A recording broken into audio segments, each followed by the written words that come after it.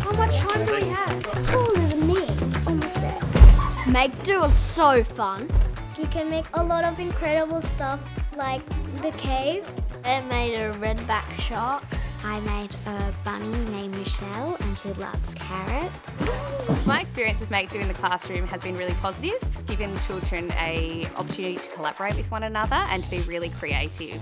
Makedo is incredibly versatile. You can use it in mathematics, you can use it in science, history, music, and it's fantastic to help create 21st century learners.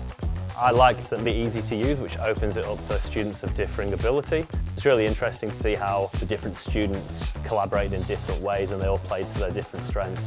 It's inclusive of gender, of ability, and brings people all together to actually work on the problem solving and not on the skill level. It harnesses their power to think. I'm a future person in a robot suit. Made me feel like I could build things in a different way and use my brain sort of differently.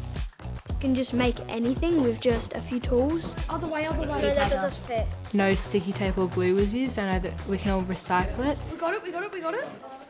Makedo is perfect for STEAM learning, giving those kids a problem to solve and then exploring that problem. They really surprise themselves and they often surprise their teachers with what they can do. Yeah, that's perfect. Okay, cool. It doesn't conform to small things, it leads to bigger projects from the kids. And they're away from their screens, hands-on, they're immersed inside building their ideas.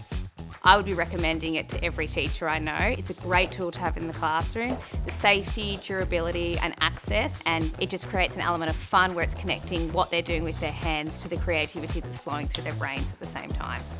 Who knew you could make all of that with cardboard?